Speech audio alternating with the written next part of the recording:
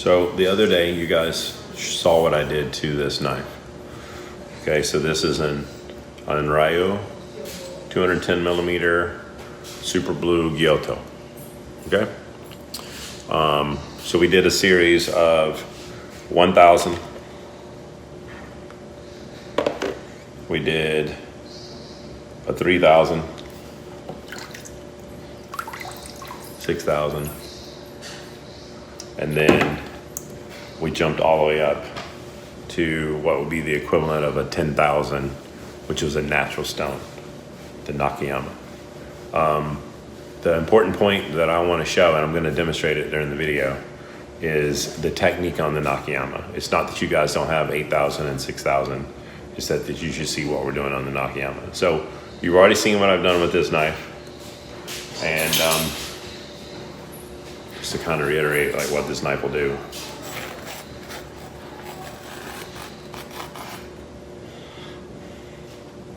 So to kind of prove a point, I took a Shigefusia, and I did it again. So this is the same exact steel. There's nothing different about the steel. I would say that this knife is way thicker at the spine, so there's a lot more knife behind the edge.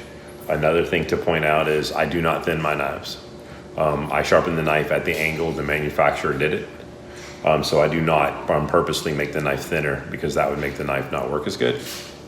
So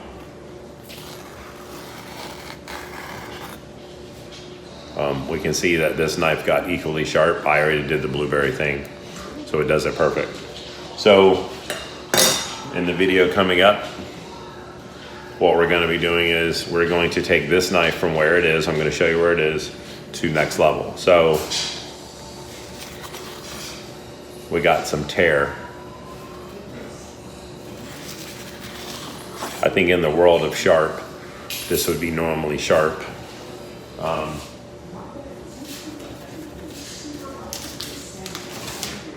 I think all you guys can get to this point.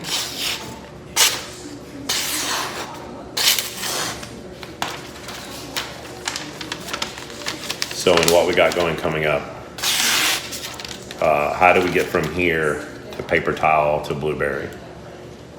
Coming back. Okay, so we're sharpening this knife. We're trying to get it up to what you saw earlier. It's already been on the 1,000 to 3,000. And even though I have a synthetic 6, I'm doing my natural 6. So this is a Moriyama. You can already see I have a slurry on it. So we're going to get a bevel on this side. We're going to change hands, get a bevel on the opposite side, keeping the same angle. We're going for a 50-50 bevel. And then we're going to move up to the Nakayama, which is the equivalent of about 10,000.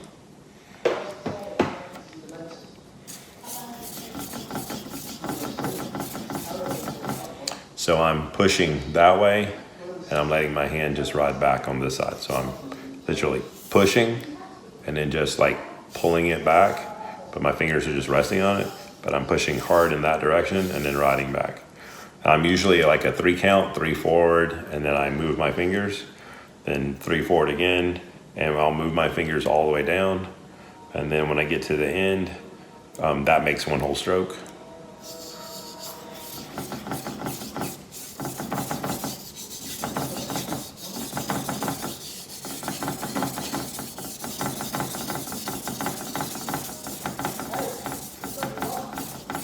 I guess I lied, it's like a 5 count.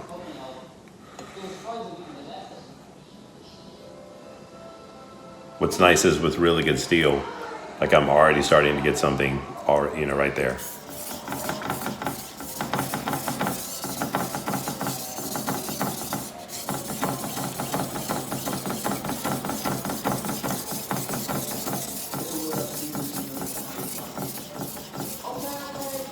If you haven't noticed, because the knife is slightly curved, the belly is just slight. I'm moving in this direction, so.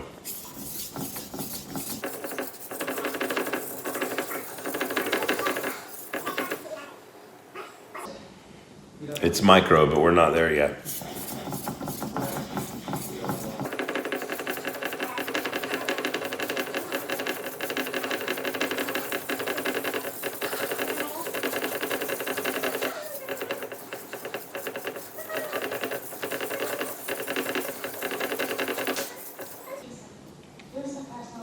You can see the mud that comes from the stone.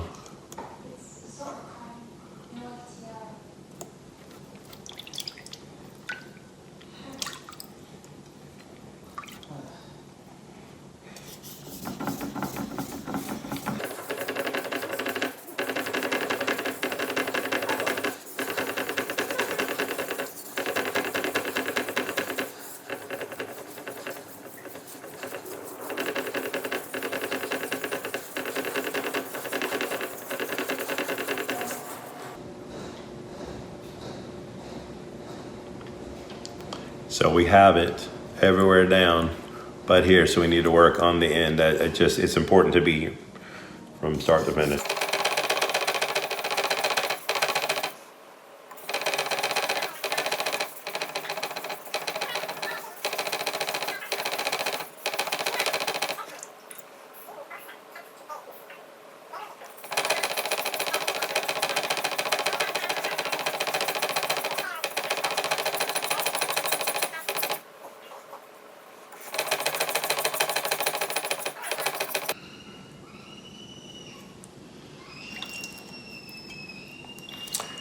All right, so we've definitely got a bevel on this side, so we need to flip over and do the same thing on the other side. It should be easier to get it to flip on this side.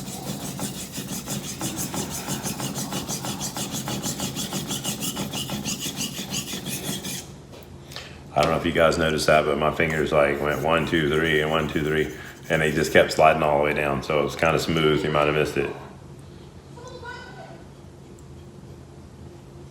And just like that, I mean, the burr's on the other side. It's barely missing something right here.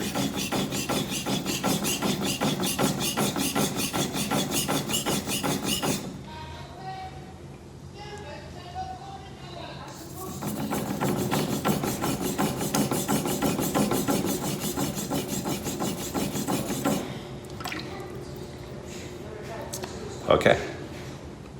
So we got an edge to go back and forth on this side, this knife, and we did it on a 6000.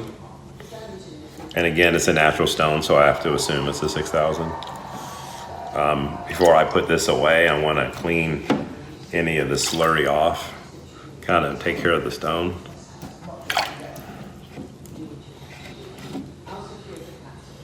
Okay.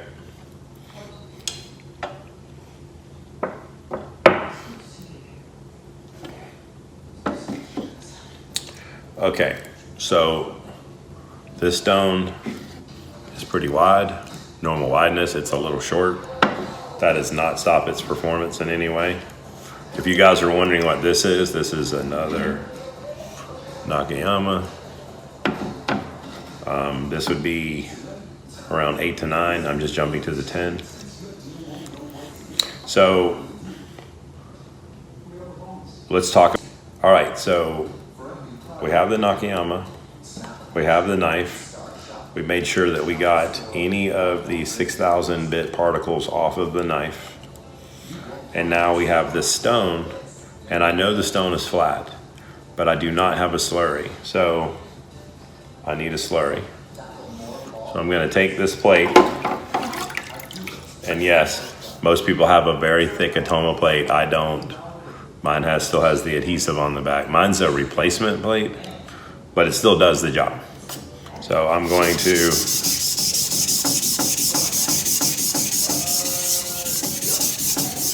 I know it's flat because I flattened it earlier. But you can see there's a nice slurry on it now.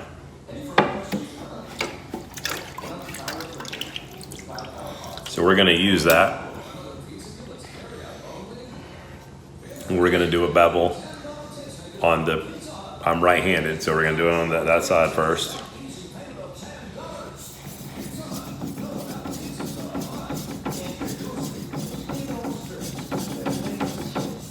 So nothing's changed about my technique currently, but what I want you to know about the stone is that this very high grit stone just kind of came a little bit lower grit because we took the Atoma plate and we put it on there and it caused grooves in our stone.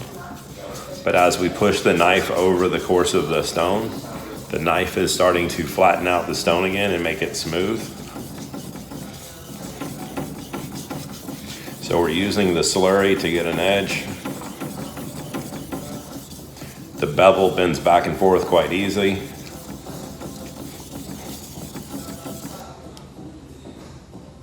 And it's already done. So now we're gonna, you can see the slurries on the knife. So we're gonna flip over. Now it's in my left hand.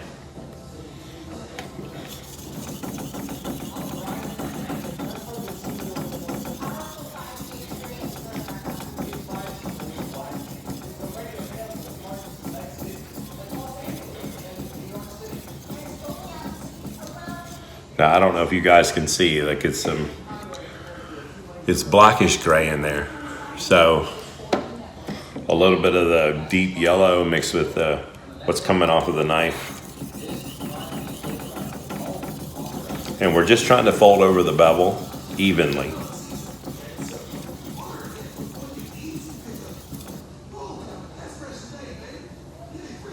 Not yet.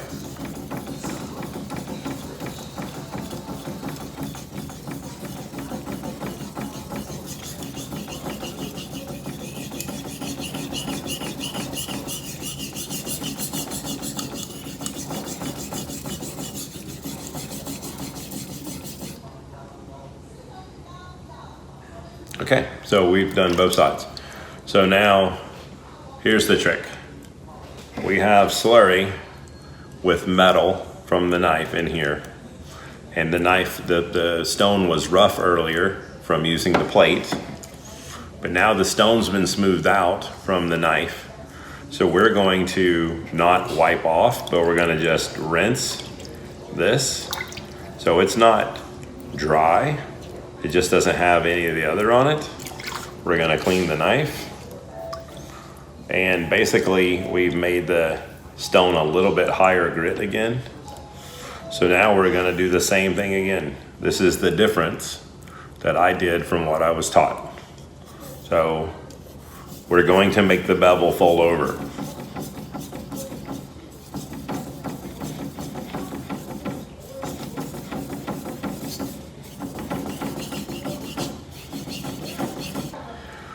So we have it on this side.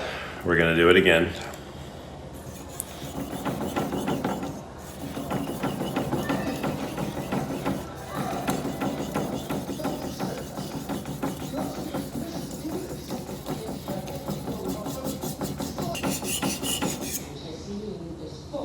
Okay, that was pretty quick.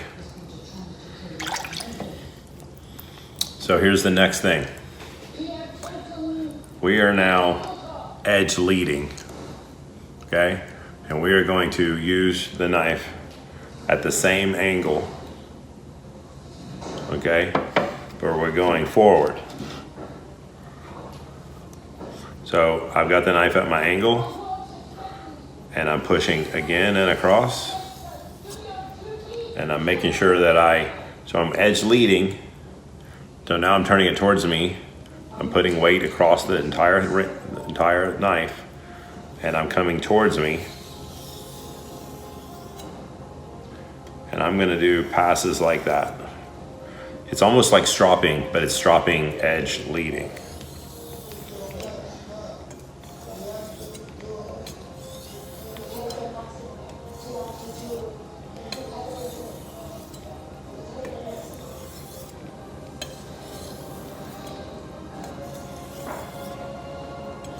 I don't know if you guys saw the pictures that I put up the other night. They are pictures of showing edge leading versus edge trailing.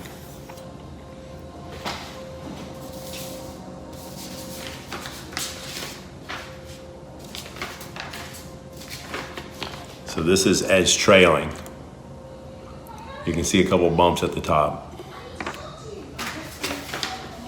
This is edge leading. Okay, so this is why we're doing this. So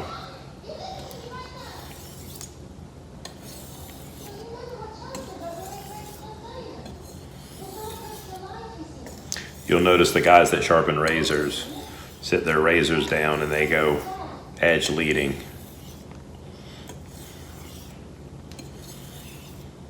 You're probably asking, how many times do I need to do this? I'm gonna say, like, how many times do you not do it? I mean, you can't do it too many times. There just comes a point that you feel like you've done it enough. So why not do a little overkill? If you're trying to get to a place you've never been, first of all, you've never done the technique. And if you've done the technique and you haven't got there, then you haven't done the technique enough.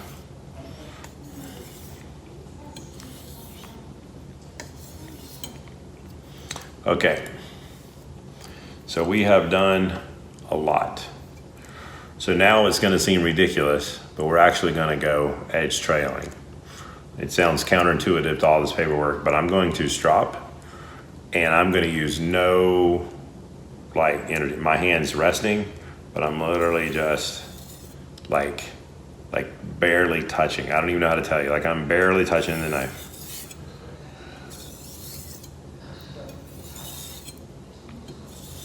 And we're always stropping at the angle that we sharpened at. There is science, according to the different steels, that show when you're on leather that you should make the angle like +4. There's a book out actually that explains stropping for different steels at different angles. It's by a company called Knife Grinders. They have an entire section on deburring. So that brings up something that we haven't done. There's probably still a wire edge on this knife and we can't see it. So I'm gonna move this stone and you're gonna watch me, but I'm going to actually take the knife and I'm going to sit it down with my fingers and I'm going to let the knife move across the wood. And if there was any burr, it just came off. So it sounds like, Greg, you just dulled your knife. I don't think so. So we're realigning the edges.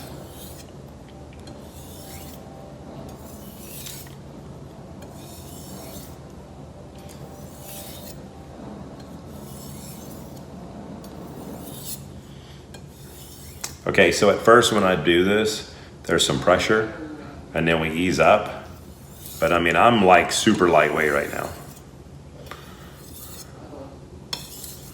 Okay, so we're going to leather next, okay? Okay, so we're back. We have the knife we've been working on that we just finished on the Nakayama. So now we have leather. This had like some old 0.25 micron paste on it. There's hardly any on there. I mean, I'm sure maybe it's helping, but it's very little. I mean, it's been on there for like a while. So let's go ahead and do our strop. So obviously we're going to do edge facing us so we don't cut our leather. But something that I do that not everyone does is I actually push hard. At first, I'm just trying to make sure that everything is off the edge.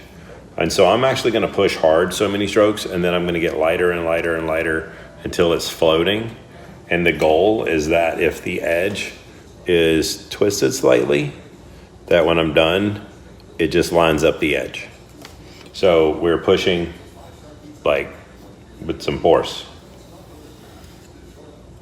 Pulling towards myself, fingers across, distribution.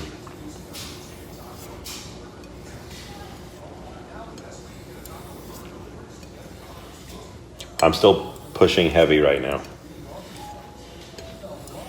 My angle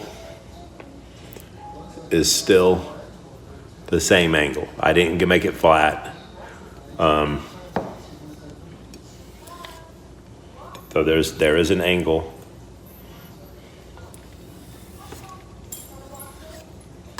Okay, so now I'm gonna start to ease up.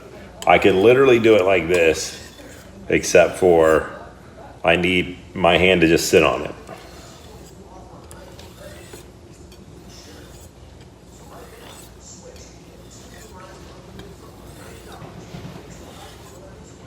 Okay, so the last thing I'm gonna do is I'm actually gonna lay the knife flat. The goal is to make sure that the edge is completely aligned. So it's actually going to be flat.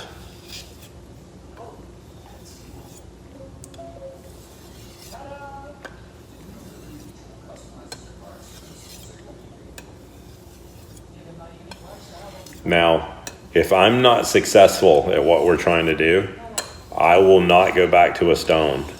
I will just do more leather. Okay, so let's see what we have. All right, so let's go back to the knife we did the other day and see what it does.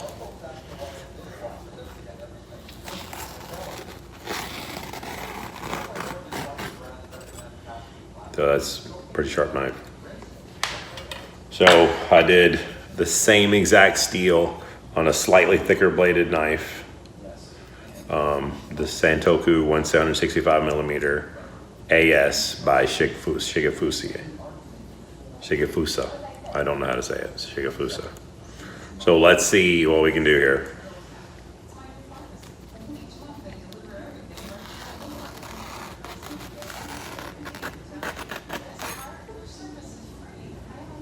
I mean, it's the same thing. So the moment of truth, we could not do that earlier. So let's see if we can do that.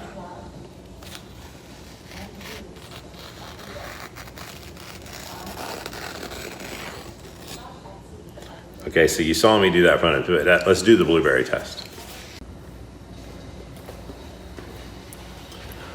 Okay, so we have the knife from before. This is the one you guys saw me do. These are not glued down. So,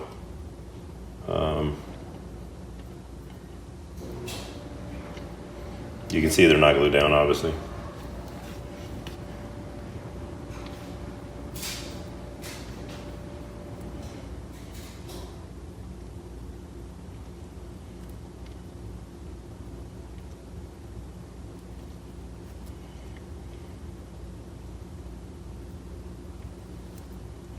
Okay, so this is from the other day. Can I get another one? I don't know. Okay, so we got another one. So that is that. Let's clean this off so we don't have any problems.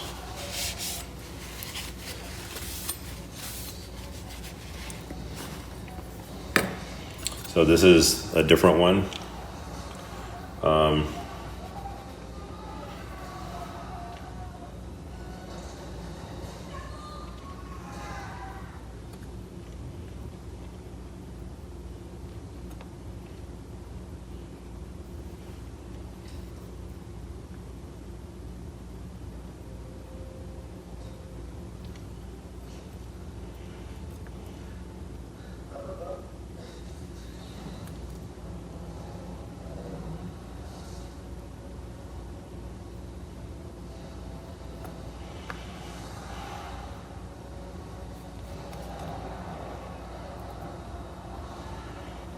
So obviously we can do it with this knife. That was close, I almost cut myself. So, the moment of truth, I guess. Can we do it with this knife?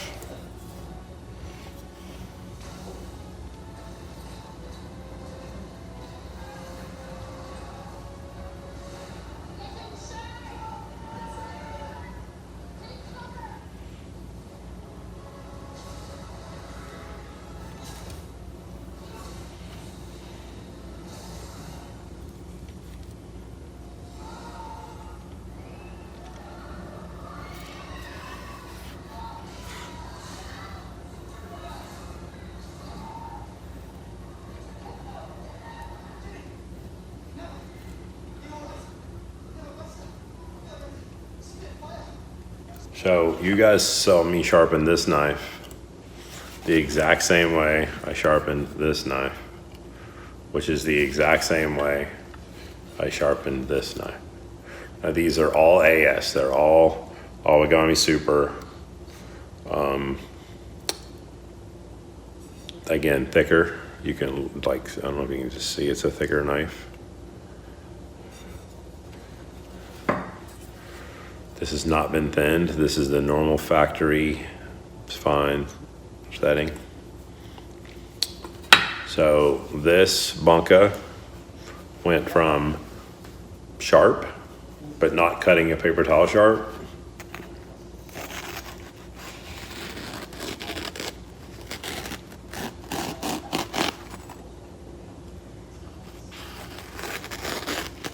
I mean, come on. To, you saw me cutting grapes, to, I don't know, a tissue paper.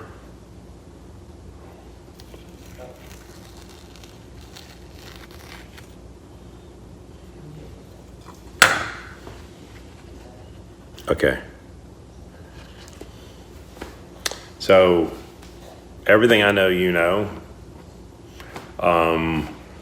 I have a white number 2. It is the KS, you've seen me before.